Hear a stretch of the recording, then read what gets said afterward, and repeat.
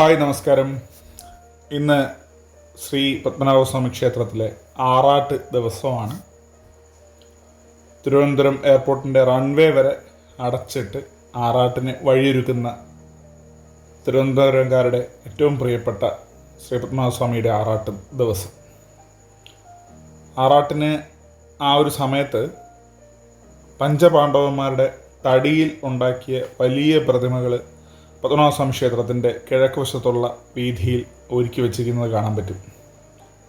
നിറമൊക്കെ ചേർത്തി നല്ല വസ്ത്രങ്ങളൊക്കെ ഇട്ട് ഇങ്ങനെ നിരന്ന് നിൽക്കുന്നത് കാണാൻ പറ്റും. അത് ഓരോരുത്തർക്കും ഓരോ പൊക്കവും വണ്ണവും ഒക്കെയാണ്. ഇത് പ്രഥമനായ യുധിഷ്ഠിരനാണ്. യുധിഷ്ഠിരനിൽ നിന്ന് പതിയെ ഭീമനിലേക്ക് പോകാൻ പറ്റും. ഭീമൻ കുറേ കൂടെ പൊക്കത്തിലുള്ളൊരു രൂപമാണ്. നമ്മൾ പറയുന്ന പോലെ തടി കൊണ്ടും പൊക്കം കൊണ്ടുമൊക്കെ വലിയൊരാൾ എന്ന് പറയുന്നത് പോലെ ഭീമൻ ആ പ്രതിമയുടെ രൂപത്തിലും ഭീമൻ വളരെ വലുതാണ്.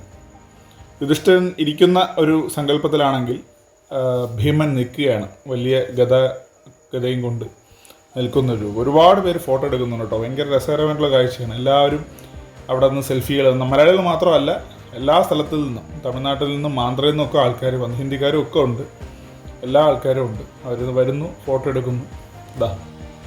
നല്ല ഉണ്ട കണ്ണൊക്കെ ആയിട്ട് ഭീമൻ ഇങ്ങനെ നിൽപ്പുണ്ട്. അവിടെ നിന്ന് നേരെ വില്ലാളി വീരൻ എന്ന പേരെടുത്ത അർജുനൻ്റെ പ്രതിമയാണ്. ഐതിഹ്യങ്ങളിൽ ശ്രീ പത്മനാഭസ്വാമി ക്ഷേത്രത്തിൽ ഒരുപാട് പഴക്കമുണ്ട്. പത്മനാഭസ്വാമി ക്ഷേത്രത്തിലെ ഈ ഉത്സവങ്ങളെല്ലാം ചരിത്രത്തിൽ പല ഭാഗത്തായിട്ട് രേഖപ്പെടുത്തിയിട്ടുമുണ്ട്. തിരുവിതാംകൂറിൻ്റെ ചരിത്രത്തിൽ ശ്രീ പത്മനാഭസ്വാമി ക്ഷേത്രത്തിന് ഇത്രമേൽ പ്രാധാന്യവും ഉള്ളതാണ്, എല്ലാവർക്കും അറിയാം.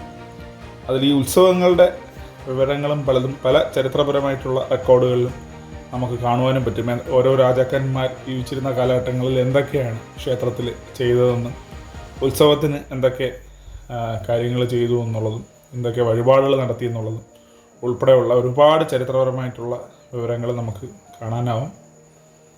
അങ്ങനെ നകുലനും കഴിഞ്ഞ് സഹദേവൻ, അവസാനത്തെ പഞ്ചപാണ്ഡവന്മാരിൽ അവസാനത്തെ ആളായ സഹദേവനിലേക്ക്.